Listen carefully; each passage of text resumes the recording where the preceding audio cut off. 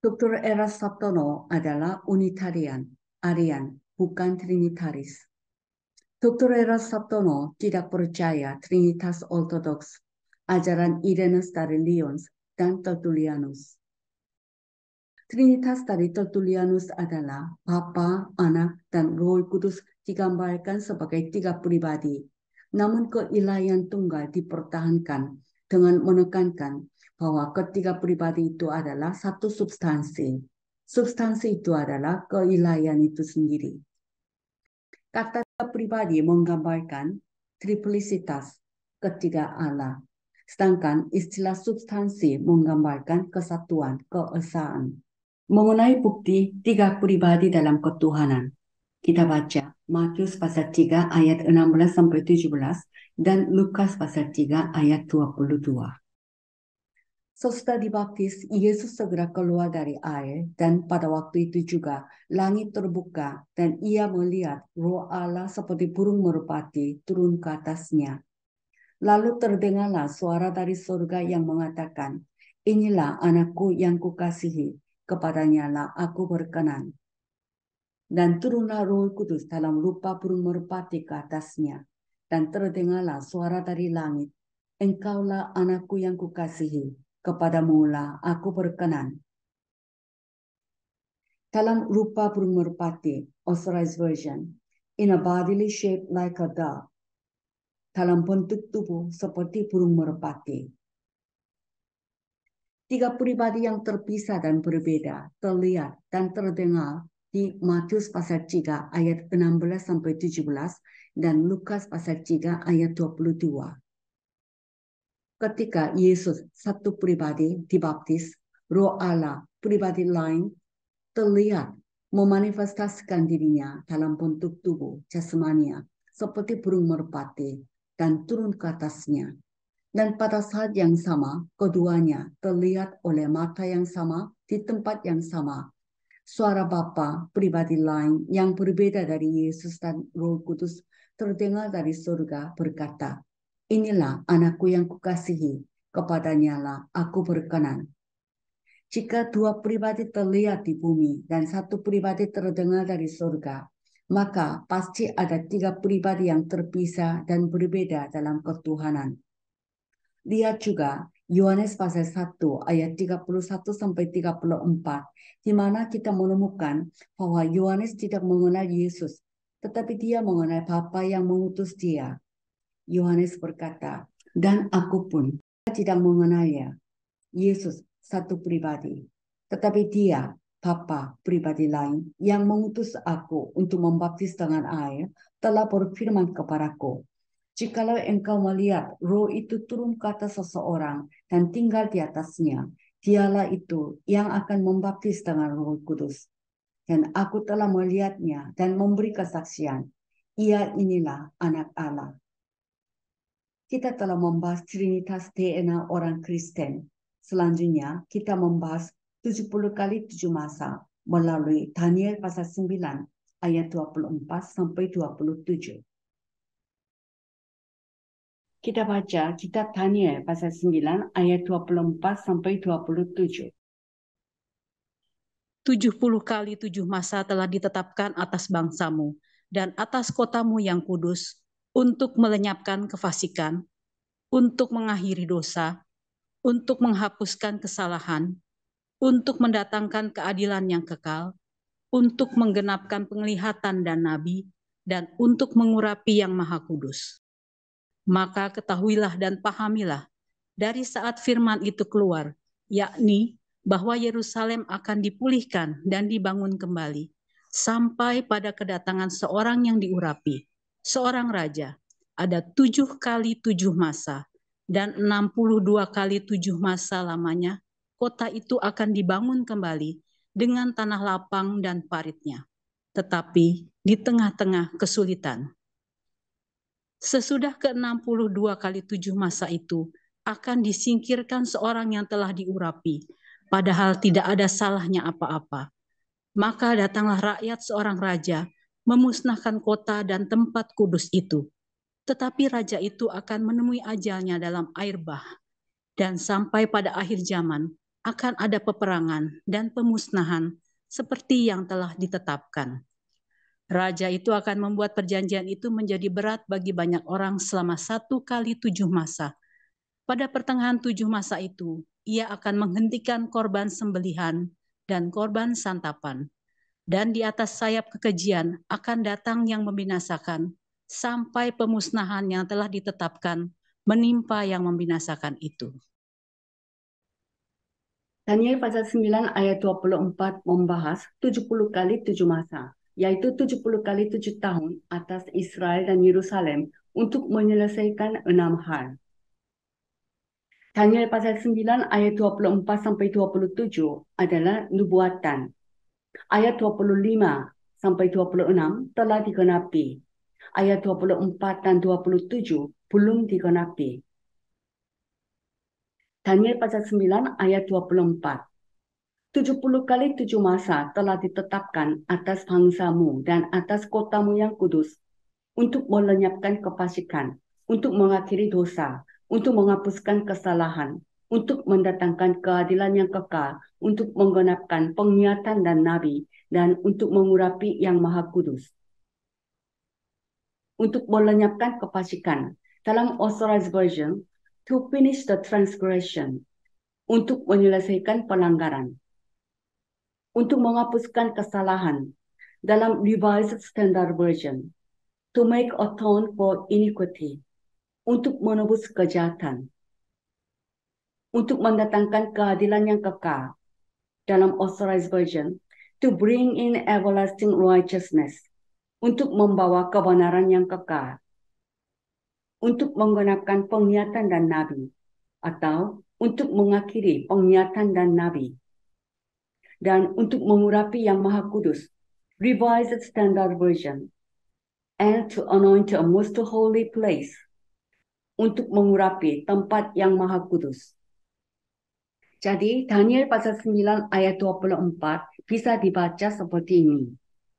70 kali 7 masa telah ditetapkan atas bangsamu dan atas kotamu yang kudus untuk menyelesaikan pelanggaran, untuk mengakhiri dosa, untuk menebus kesalahan atau kejahatan, untuk membawa kebenaran yang kekal, untuk mengakhiri penglihatan dan nabi, dan untuk mengurapi tempat yang maha kudus.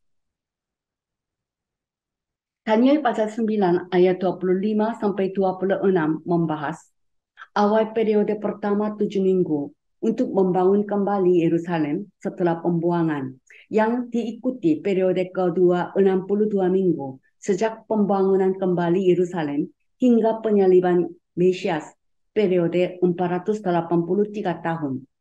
Nehemia pasal 2, Yohanes pasal 19 ayat 30 sampai 31. Daniel pasal 9 ayat 25. Maka ketahuilah dan pahamilah, dari saat firman itu keluar, yakni bahwa Yerusalem akan dipulihkan dan dibangun kembali, sampai pada kedatangan seorang yang diurapi seorang raja. Ada 7 kali 7 masa, dan 62 kali 7 masa lamanya, kota itu akan dibangun kembali dengan tanah lapang dan parinya, tetapi di tengah-tengah kesulitan. Sampai pada kedatangan seorang yang diurapi, seorang raja. Authorized Version, unto the Messiah the Prince, hingga Mesias sang Raja. Kota itu akan dibangun kembali dengan tanah lapang dan parinya. Kalimat ini dalam Authorized Version, the street shall be built again and the wall. Jalan akan dibangun kembali dan tembok. Jalan dan tembok mengungkapkan penyelesaian pemulihan kota, termasuk tanah lapang dan parinya. Jadi, Daniel pasal 9 ayat 25 bisa dibaca seperti ini. Maka ketahuilah dan pahamilah, dari saat perintah itu keluar, yakni bahwa Yerusalem akan dipulihkan dan dibangun kembali, hingga Mesias sang Raja, ada 7 kali 7 masa, dan 62 kali 7 masa lamanya, kota itu akan dibangun kembali dengan jalan dan tembok, tetapi di tengah-tengah kesulitan. Daniel pasal 9 ayat 26. Sesudah ke-62 kali 7 masa itu, akan disingkirkan seorang yang telah diurapi, padahal tidak ada salahnya apa-apa. Maka datanglah rakyat seorang raja memusnahkan kota dan tempat kudus itu. Tetapi raja itu akan menemui ajalnya dalam air bah. Dan sampai pada akhir zaman akan ada peperangan dan pemusnahan seperti yang telah ditetapkan. Akan disingkirkan seorang yang telah diurapi. Authorized version, shall Messiah be cut off. Mesias akan diputuskan nyawanya. Datanglah rakyat seorang raja. Authorized version, the people of the prince that shall come. Rakyat seorang raja yang akan datang. Tetapi raja itu akan menemui ajalnya dalam air bah. Authorized version, and the end thereof shall be with a flood. Dan ujungnya, yakni ujung perangnya akan berupa air bah. Dan sampai pada akhir zaman akan ada peperangan dan pemusnahan seperti yang telah ditetapkan. Authorized version, and unto the end of the world, desolations are determined. Dan sampai akhir perang, kehancuran telah ditetapkan. Jadi, Daniel pasal 9 ayat 26 bisa dibaca seperti ini. Sesudah ke-62 kali 7 masa itu, Mesias akan diputuskan nyawanya. Padahal tidak ada salahnya apa-apa. Dan bangsa dari seorang raja yang akan datang memusnahkan kota dan tempat kudus itu. Dan ujungnya, yaitu ujung perangnya, akan berupa air bah. Dan akhir perang, kehancuran atau ketandusan. Daniel pasal 9 ayat 27 membahas periode ketiga dalam satu minggu, di mana Antikristus akan membuat dan mengingkari perjanjian dengan Israel yang diakhiri dengan kedatangan Mesias yang kedua kali. Wahyu pasal 4 ayat 1 sampai pasal 19 ayat 21. Dan Matius pasal 24 ayat 15 sampai 31. Daniel pasal 9 ayat 27. Raja itu akan membuat perjanjian itu menjadi berat bagi banyak orang selama 1 kali 7 masa. Pada pertengahan 7 masa itu, ia akan menghentikan korban sembelihan dan korban santapan. Dan di atas sayap kekejian akan datang yang membinasakan. Sampai pemusnahan yang telah ditetapkan menimpa yang membinasakan itu. Di atas sayap kekejian akan datang yang membinasakan. Kalimat ini dalam Authorized Version, for the overspreading of abominations, he shall make it desolate, even until the consummation. Karena penyebaran kekejian yang berkelebihan, ia akan membuatnya menjadi sunyi sepi, bahkan sampai akhir. Ia akan membuatnya menjadi sunyi sepi. Nya menunjukkan bait suci. Daniel pasal 8 ayat 9 sampai 14, pasal 11 ayat 45, Matius pasal 24 ayat 15, 2 Tesalonika pasal 2 ayat 4, dan Wahyu pasal 13. Bahkan sampai akhir. Dengan kata lain, hingga akhir minggu ke-70. Pemusnahan yang telah ditetapkan atau kehancuran yang telah ditetapkan untuk Antikristus. Daniel pasal 7 ayat 11, ayat 25 sampai 26. Pasal 8 ayat 25. Pasal 11 ayat 45. Yesaya pasal 11 ayat 4. Yeskiel pasal 38 ayat 17 sampai 21. 2 Tesalonika pasal 2 ayat 8 dan Wahyu pasal 19 ayat 20 dan pasal 20 ayat 10. Menimpa yang membinasakan itu. Menimpa bukan pada tempat yang terlantar, tetapi pada orang yang membuat bait suci menjadi sunyi, yaitu Antikristus. Jadi Daniel pasal 9 ayat 27 dapat dibaca seperti ini. Raja itu, yaitu raja yang akan datang, membuat perjanjian itu bagi banyak orang Yahudi selama 1 kali 7 masa. Pada pertengahan 7 masa itu, ia, yaitu raja yang akan datang, menghentikan korban sembelihan dan korban santapan. Dan karena penyebaran kekejian yang berkelebihan, ia akan membuat bait suci menjadi sunyi sepi, bahkan sampai akhir. Dan kehancuran yang telah ditetapkan menimpa yang membuat bait suci menjadi sunyi. Penglihatan 70 minggu. Daniel pasal 9 ayat 24 sampai 27.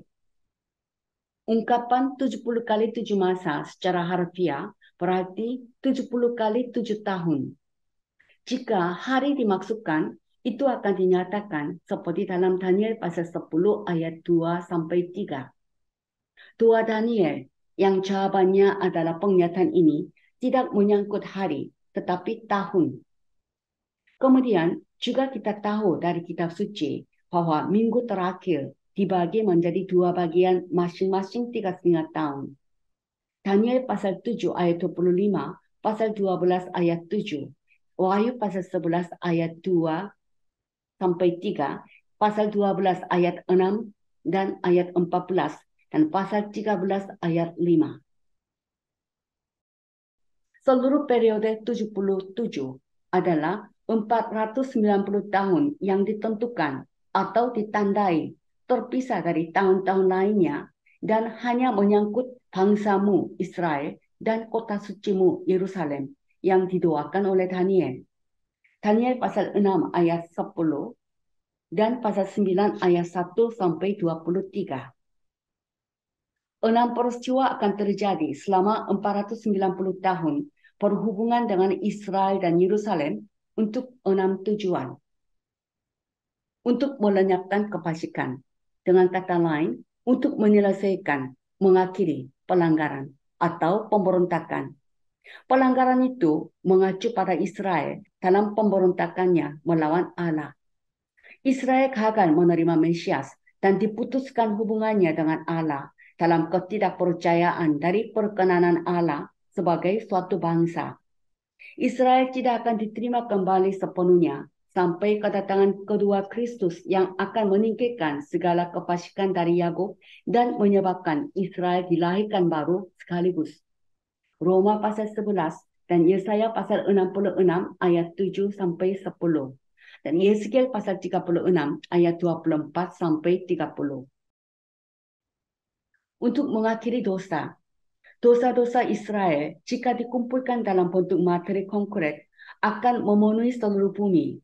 Karena sejak awal sampai penggenapan nubuatan ini pada kedatangan Kristus kembali, Israel telah dan akan terus memberontak melawan Allah. Mengakhiri dosa ini tidak akan terjadi sampai setelah tribulasi besar. Tetapi sejak saat itu, Israel akan menaati Allah selamanya. Yeskiel pasal 36 ayat 24 sampai 30. Pasal 37 ayat 24 sampai 27 dan Sakaria pasal 14. Untuk menghapuskan kesalahan atau untuk menebus kesalahan, kejahatan. Pendamaian telah dibuat di kayu salib untuk seluruh dunia. Tetapi Israel sebagai sebuah bangsa belum mengambil manfaatnya dan tidak akan sampai kedatangan Kristus kembali. Sakaria pasal 13 ayat 1 sampai 7 dan Roma pasal 11 ayat 25 sampai 27. Untuk mendatangkan keadilan yang kekal atau untuk membawa kebenaran abadi. Ketika pelanggaran telah selesai, akhir dosa dibuat dan manfaat penuh dari pendamaian telah diwujudkan oleh Israel. Maka kebenaran abadi akan diantarkan masuk. Yesaya pasal 9 ayat 6 sampai 7 dan pasal 11. Untuk menggenapkan penglihatan dan nabi, yaitu mengakhiri penglihatan dan nabi dengan menggenapi nubuatan tentang Israel dan Yerusalem. Itu berarti bahwa orang-orang diilhami tidak perlu menegur Israel dalam upaya untuk memimpin mereka ke jalan kebenaran ketika Mesias datang. Karena semua orang akan mengenal Tuhan dari yang terkecil sampai yang terbesar. Untuk mengurapi yang maha kudus atau untuk mengurapi tempat maha kudus. Ini mengacu pada pembersihan tempat maha kudus, bait suci, dan kota Yerusalem dari kekejian ketandusan dan penistaan dari orang bukan Yahudi, dan pada pembangunan dan pengurapan bait suci 1000 tahun. Yeskiel pasal 40 sampai pasal 43 dan Sakaria pasal 6 ayat 12 sampai 13. Penglihatan ini seperti kitab Wahyu tidak membutuhkan penjelasan selain dari malaikat. Yang diperlukan hanyalah pemahaman tentang penjelasannya, keterkaitannya dengan kitab suci lain pada subjek yang sama, dan mengetahui waktu pemenuhannya. 70 kali 7 masa atau 70 kali 7 tahun, yakni 490 tahun ini dibagi menjadi 3 periode sebagai berikut. Periode pertama terdiri dari 7 atau 49 tahun, di mana kota suci, jalan, dan tembok harus dibangun, tetapi di tengah-tengah kesulitan. Daniel pasal 9 ayat 25. 490 tahun ini dimulai dengan perintah untuk memulihkan dan membangun Yerusalem sampai Mesias. Ada 3 titah raja untuk pemulihan kota Yerusalem. Titah pertama diberikan pada tahun pertama pemerintahan Koresh, Raja Persia. Ezra pasal 1 ayat 1-4 dan Yesaya pasal 44 ayat 28. Koresh memerintah selama 9 tahun. Kemudian Kambises putranya memerintah selama 7 tahun. Pada masa pemerintahan Kambises, pekerjaan di Bait Suci dan kota berhenti. Ezra pasal 4 ayat 1-24. Darius pertama memerintah selama 35 tahun. Pada tahun kedua masa pemerintahannya, titah yang dibuat oleh Koresh ditegaskan kembali dan pekerjaan Bait Suci dimulai lagi. Bait Suci selesai pada tahun ke-6 pemerintahannya, tetapi kota Yerusalem tidak dipulihkan meskipun 57 tahun telah berlalu sejak titah pertama oleh Koresh. Ezra pasal 6 ayat 1-15. Xerxes memerintah 21 tahun. Selama waktu itu kota Yerusalem belum selesai. Artasasta memerintah setelah Xerxes 20 tahun dan kemudian memberikan titah ketiga kepada Nehemia untuk memulihkan Yerusalem sampai Mesias. Nehemia pasal 2 ayat 1 sampai pasal 6 ayat 19 dan Daniel pasal 9 ayat 25 sampai 26. Nehemia memulihkan tembok 52 hari setelah dia tiba di Yerusalem. Tetapi dengan cara ini sama sekali bukan pemulihan penuh. Itu terjadi 7 atau 49 tahun setelah titah ketiga. Kami percaya bahwa titah ketiga ini adalah yang disebutkan dalam penglihatan 70 kali 7 tahun sebagai titik awal dari 490 tahun.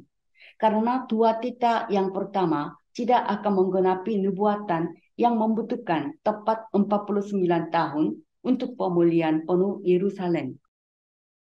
Sekali lagi, Nehemia pasal 4 ayat 1-23 mencatat satu-satunya di tengah-tengah kesulitan ketika pekerjaan pemulihan kota tetap berjalan meskipun ditentang. Dan ini berada di bawah titah ketiga. Kitab Ezra berurusan dengan pemulihan Bait Suci dan kitab Nehemia dengan pemulihan kota. Periode kedua terdiri dari 62 atau 434 tahun. Periode kedua dimulai segera setelah periode pertama dari 77 atau 49 tahun dan berlanjut tanpa jeda hingga saat Mesias disingkirkan atau disalibkan. Daniel pasal 9 ayat 26. Kata disingkirkan ini berasal dari Ibrani karat yang berarti disingkirkan dalam kematian. 49 dan 434 tahun ini menjadi 483 tahun dari titah Artasasta hingga penyaliban Mesias, meninggalkan periode terakhir 7 tahun mengenai Israel dan Yerusalem yang akan digenapi setelah penyaliban Kristus. Periode ketiga terdiri dari satu periode 7 tahun yang lebih dikenal sebagai Minggu ke-70 Daniel. Penyaliban Mesias mengakhiri Minggu ke-69 dan Allah berhenti berurusan dengan Israel sebagai sebuah bangsa. Israel diputus hubungan dengan Allah dalam ketidakpercayaan dan kota mereka dihancurkan seperti yang dibuatkan dalam penglihatan yang sama tentang 70 minggu dan oleh Yesus dalam Matius pasal 21 ayat 43, pasal 23 ayat 37-39 dan pasal 24 ayat 2 dan Lukas pasal 21 ayat 20-24. Minggu ke-70 ini akan digenapi ketika Israel sebagian dikumpulkan ada sebagai bangsa yang memiliki Yerusalem. Bahwa Yerusalem menjadi milik Israel lagi dibuktikan dari fakta bahwa Yerusalem akan diberikan lagi kepada bangsa-bangsa bukan Yahudi di tengah minggu ke-70. Wahyu pasal 11 ayat 1-2. Tidak satu pun dari 6 peristiwa Daniel pasal 9 ayat 24 yang telah digenapi. 6 peristiwa Daniel 9 ayat 24 harus ada di masa depan. Minggu ke-70 akan menjadi 7 tahun terakhir dari zaman ini dan akan sejajar dengan perjanjian 7 tahun antara Antikristus dan Israel. Daniel pasal 9 ayat 27. Itu akan menjadi waktu ketika semua peristiwa di Wahyu pasal 6 ayat 1 sampai pasal 19 ayat 21 akan digenapi dan ketika seluruh tribulasi akan berlangsung. Apa yang akan terjadi selama minggu ke-70 ini tidak diwahyukan kepada Daniel secara terperinci, tetapi diwahyukan kepada Yohanes secara terperinci. Minggu tahun ini akan dimulai setelah pengangkatan gereja dan berakhir pada kedatangan Kristus kedua dan menggenapi semua 6 hal Daniel 9 ayat 24 tentang Israel dan Yerusalem. Antara minggu ke-69 dan ke-70 selama masa penolakan Israel, zaman gereja saat ini masuk dan digenapi sebelum minggu ke-70 yang terutama berkaitan dengan Israel seperti 69 minggu pertama. Tribulasi Wahyu pasal 6 ayat 1 sampai pasal 19 ayat 21. Waktu dan lama tribulasi. Tribulasi akan mulai atasi Israel sebelum minggu ke-70. Berapa lama tidak pasti, tetapi ketika Antikristus bangkit di awal minggu itu, Israel mengalami penganiayaan oleh Romanisme dan 10 raja Roma revisi yang didominasi oleh Romanisme hingga pertengahan minggu itu. Antikristus akan keluar dari salah satu dari 10 kerajaan ini dan membuat perjanjian 7 tahun dengan Israel untuk melindungi mereka dalam kelanjutan pendirian mereka sebagai sebuah bangsa. Daniel pasal 9 ayat 27. Tribulasi akan berlangsung selama 7 tahun. Pembagian tribulasi. Pembagian pertama berlangsung dalam 3,5 tahun pertama dari minggu ke-70 dan disebut tribulasi kecil. Karena tingkat keparahannya tidak sebesar 3,5 tahun terakhir karena pelindungan Israel oleh Antikristus selama waktu itu. Penganiayaan Israel kemudian akan berasal dari sumber yang sama sekali berbeda dari pembagian terakhir.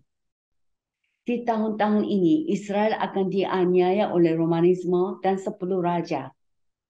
Bagian ini menggenapi Wahyu pasal 6 ayat 1 sampai dengan Wahyu pasal 9 ayat 21.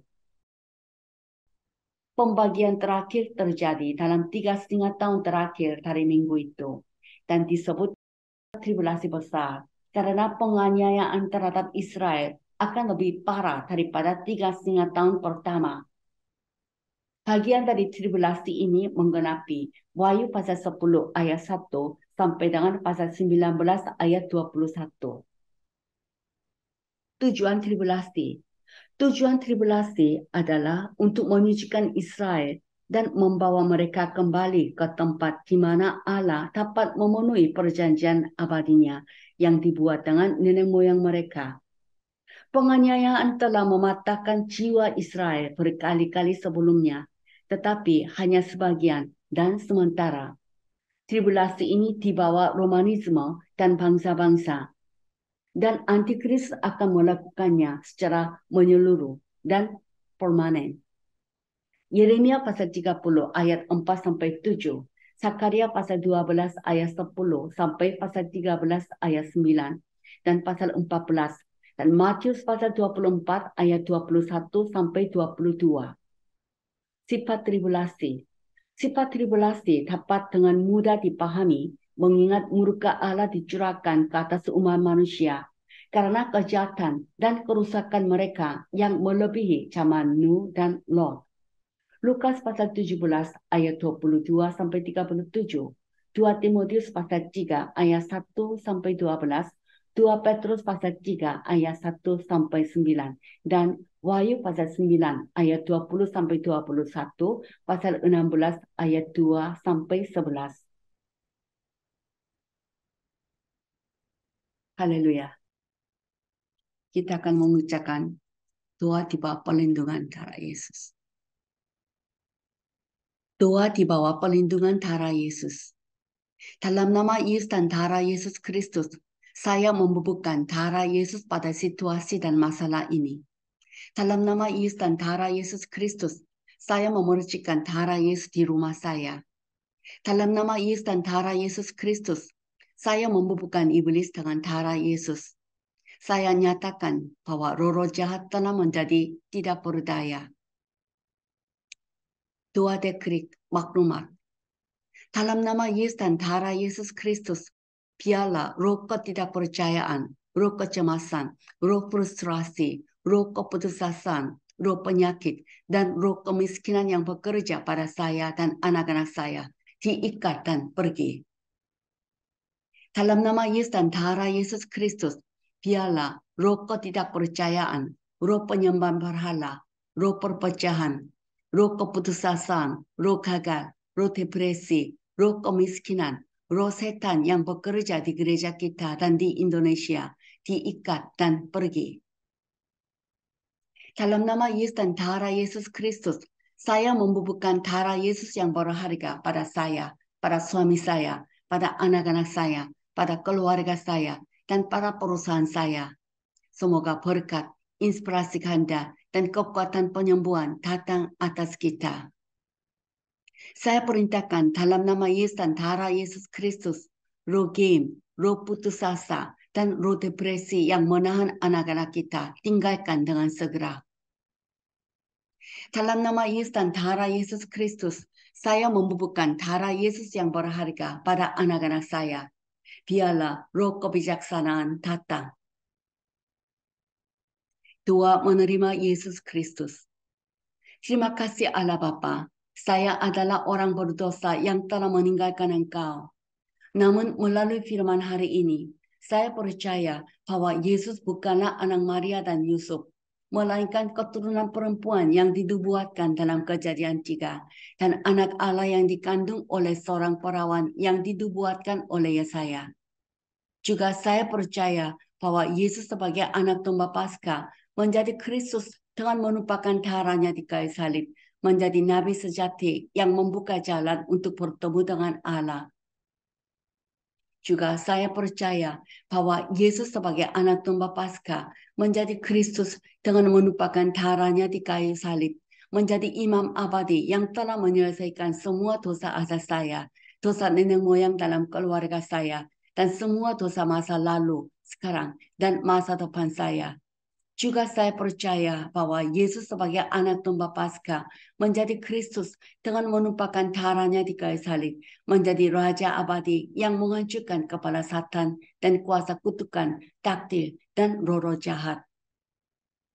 Saat ini saya membuka pintu hati saya dan menerima Yesus sebagai Raja dan Tuhan saya. Tolong sertai saya mulai sekarang sampai hari saya pergi ke surga dan membimbing hidup saya. Allah telah menjadi ayahku. Yesus telah menjadi juru selamatku. Yesus telah menjadi penyembuhku. Saya telah menjadi anak Allah yang berharga, mulia, dan kudus. Terima kasih Tuhan Yesus telah menyelamatkan saya. Saya berdoa semua kata-kata ini dalam nama Yesus dari Nazaret yang hidup. Amin.